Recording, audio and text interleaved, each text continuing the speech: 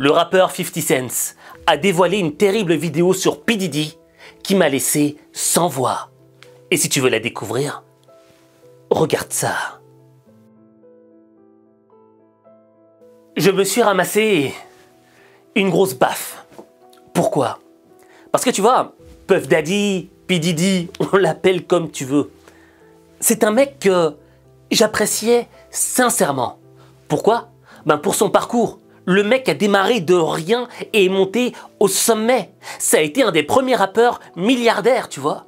Et j'ai été admiratif du parcours entrepreneurial. Mais lorsque j'ai découvert que les flics avaient débarqué chez lui en mode guerre, j'ai commencé à me poser des questions. Et je me suis dit, non Aziz, faut pas juger. Le mec n'est pas désigné coupable, donc ne rentre pas dans cette mécanique de jugement instantané. Attends que les choses se passent. Mais là où je me suis ramassé une grosse baffe, c'est quand j'ai découvert la vidéo de P. Diddy lorsqu'il a frappé sa femme, Casey.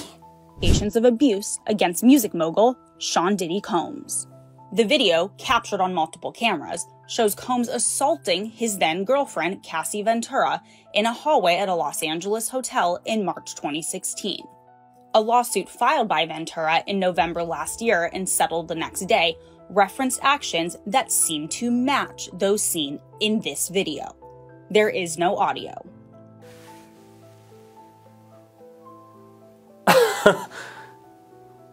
Il l'a frappée lorsqu'elle était au sol.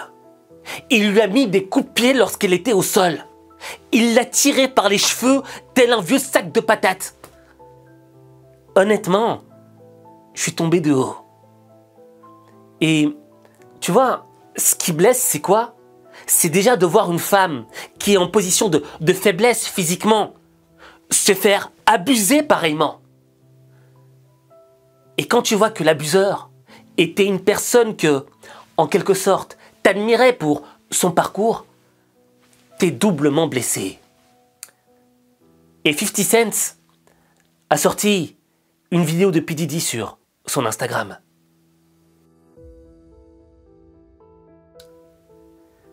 Dans ma vie, j'ai déjà assisté à des scènes où des hommes ont battu leurs femmes. Et ça m'a foutu la haine. Mais voir une scène pareille, avec une femme qui est au sol, et se ramasser encore des coups de pied dans le corps, ça a sorti un démon en moi, tu vois. Je voulais rentrer dans la caméra et lui en mettre une. Et tu vois, Puff Daddy, il a pris conscience que cette vidéo a totalement détérioré son image auprès du public. Et il a sorti une vidéo où il a fait des excuses. Et cette vidéo, j'ai découverte sur l'Instagram de 50 Cent. Et c'était celle-là. Il est si difficile de réfléchir aux moments les plus sombres de votre vie. Parfois, vous devez le faire. J'étais foutu. Je veux dire, j'ai touché le fond. Mais je ne cherche pas d'excuses. Mon comportement dans cette vidéo est inexcusable. Je prends l'entière responsabilité de mes actions dans cette vidéo. Écœuré. J'étais dégoûté à l'époque, je le suis encore. Je suis allé chercher aide. J'ai suivi une thérapie et une cure de désintoxication. J'ai prié Dieu pour sa grâce et miséricorde.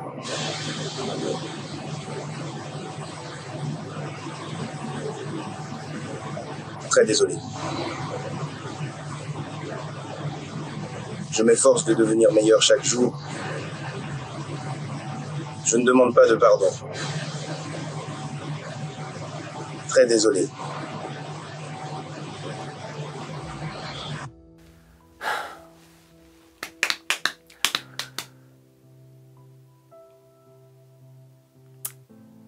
Je repense encore à la vidéo où il est en train de frapper sa femme et je suis dans un état nerveux, tu vois. J'aime pas l'injustice. Et je suis sûr que toi aussi, tu détestes l'injustice. Et ce qui me frappe dans cette vidéo, c'est qu'en quelque sorte, tu sens qu'il se justifie. Il cherche les excuses, le pardon du public. Parce qu'il sait qu'on a été choqué, qu'on a été déçu. Et en réalité, le pardon, c'est un élément qui est multidimensionnel.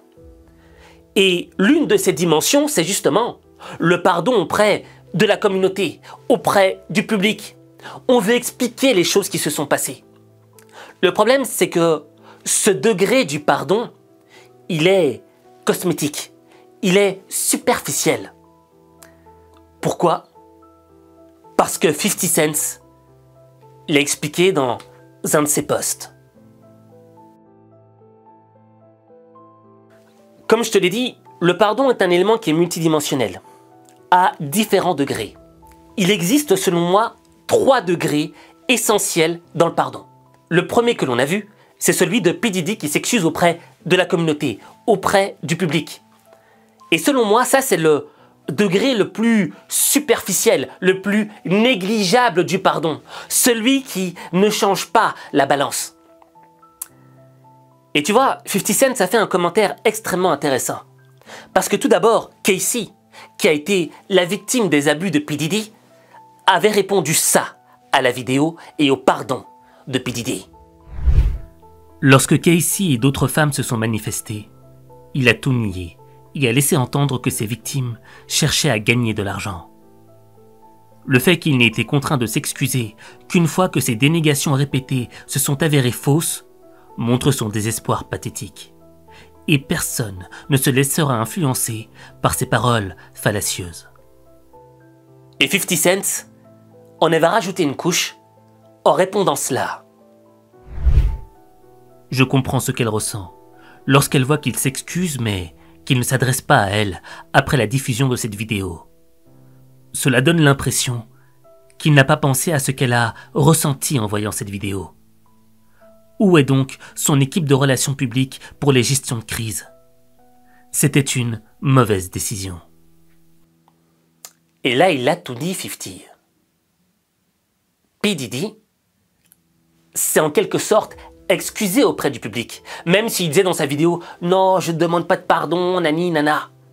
Mais il essayait de redorer son image. Mais en réalité, un pardon n'est réellement actif que lorsque il est travaillé dans les 2 autres degrés qui sont supérieurs au degré communautaire, le 3e dont je te parlais au début. Parce que le tout premier degré du pardon, c'est demander pardon à la victime.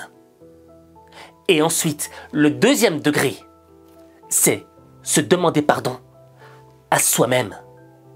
Et je vais te révéler pourquoi ces 2 degrés sont essentiels. Quand j'avais 17 ans, j'étais un mec qui était un petit peu un clown, quoi, tu vois. J'adorais rigoler, faire des blagues constantes aux amis. Et j'avoue, j'étais un petit peu lourd. Et j'avais un pote avec qui je rigolais tout le temps, tu vois. On se charriait constamment, etc. Mais un jour, le mec a décidé de ne plus me parler. Et je comprenais pas. Tu vois, on rentrait tout le temps ensemble à la maison, on faisait tout ensemble. Et du jour au lendemain, il m'évitait.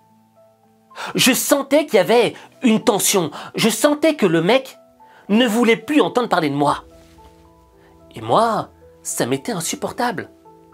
Parce que cet ami, je l'aimais sincèrement. Et j'avais beau revenir et revenir et revenir, je sentais que quelque chose dans notre relation harmonieuse était cassé.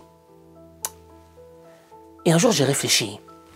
Je me suis dit, mais pourquoi est-ce qu'il est comme ça avec moi? Mais qu'est-ce qui a bien pu se passer? Et là, j'avais compris que, de par une de mes actions, je l'avais blessé. J'avais blessé cette personne que j'aimais profondément. Et cette personne, en réalité, son indifférence exprimait la blessure profonde qu'elle ressentait à l'intérieur. Parce que chaque fois qu'elle me regardait, ça lui rappelait cette douleur. Ça revenait comme un couteau qui venait... C'est quoi le mot? Remuer, tu vois. Je venais remuer le couteau dans la blessure, dans la douleur. Bon, c'est pas français ce que je viens de dire, mais tu m'as compris, tu vois. Et corrige-moi en commentaire, s'il te plaît.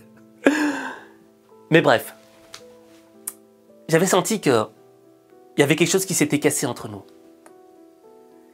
Et moi, je voulais restaurer cette relation harmonieuse qu'on avait entre nous. Parce qu'elle m'aidait dans ma vie, parce qu'elle créait du bonheur en moi. Et ce que j'ai compris, c'est que le seul moyen que j'avais pour restaurer cette relation et en même temps guérir la douleur de mon ami, c'était de lui demander pardon. Mais un pardon qui était sincère. Un pardon explicatif. Où je lui expliquais que j'avais compris mon erreur. J'avais compris ma faute. Et que là, je l'avais blessé. Et que ce n'était pas intentionnel. Et que je lui demandais pardon. Et là, lui, il m'a pardonné. Et c'est là que j'ai compris un élément essentiel de la vie.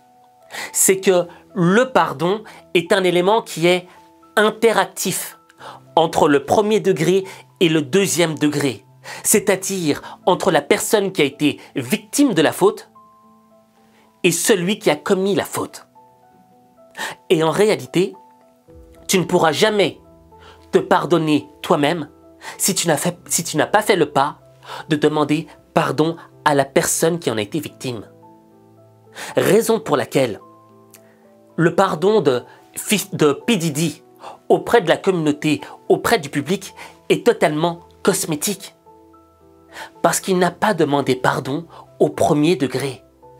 Et le premier degré, c'était Casey, la femme qui a été battue.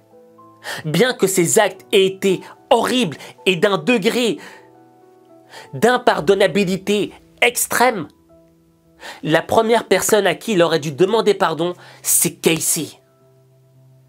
Parce que lorsque tu demandes pardon à l'autre, tu te guéris un peu toi-même. Parce que quand on fait du mal aux autres, on se fait également du mal à soi-même. On vit avec une certaine culpabilité. Parce que moi, quand j'avais blessé mon pote et que j'avais compris que je l'avais blessé, j'avais une culpabilité en moi. J'étais pas en paix intérieure avec moi-même. Je dormais mal. Mais quand je lui ai demandé pardon et qu'il m'a pardonné, ça a guéri aussi quelque chose en moi. Et en réalité, c'est pour ça que je dis que le troisième degré, demander pardon au public, c'est cosmétique. Parfois, on doit expliquer les choses aux autres. Mais ce qui joue vraiment sur la balance, c'est les deux premiers degrés. Je demande pardon au premier degré à la victime et ensuite je me pardonne moi-même. Parce que ces deux pardons-là permettent de restaurer une harmonie, à la fois avec la personne avec qui on a été en dispute, mais également une harmonie intérieure avec nous-mêmes. Et quand tu comprendras ça, eh bien là, tu transformeras ta vie. Mais ta vie, il n'y a que toi qui peux la transformer. Il n'y a que toi.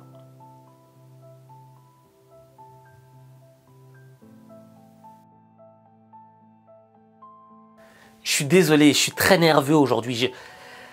Cette vidéo m'a fait quelque chose à l'intérieur, tu vois. Je supporte pas l'injustice. Et je sais que toi aussi, tu la supportes pas. Tu supportes pas quelqu'un de plus faible se faire déchirer par quelqu'un qui sait, quelqu'un qui est conscient qu'il est plus fort et qui fait du mal à un autre. Mais on va pas se mentir. Moi aussi, j'ai fait des fautes dans ma vie. J'ai blessé des gens. Parfois, c'était intentionnel. Parfois, j'en étais conscient. J'avais pas réussi à maîtriser mes émotions. Parce qu'on est humain. Parce qu'on fait des fautes. Mais tu sais, on n'est pas né pour être parfait, toi et moi. On est né pour se parfaire, pour s'améliorer. Et les erreurs, les fautes que l'on commet font partie du processus. Mais en réalité, ces fautes n'auront réellement un sens que quand on aura compris la définition profonde, le sens profond de ces fautes. Et aujourd'hui, je vais te demander de faire un pas qui est très difficile. Je veux que, tout d'abord, tu écrives en commentaire « Pardon ». Pardon. Pourquoi je te demande d'écrire ça? Parce que ce pardon, c'est le premier pas. C'est la conscience que tu n'es qu'un humain et que certes, tu as fauté. Et ce pardon, c'est un pardon pour toutes les autres personnes que tu as blessées. Alors, écris ce pardon. Et moi aussi, je te demande pardon si, dans une de mes vidéos, de par un de mes propos, j'ai pu te blesser. Pardon.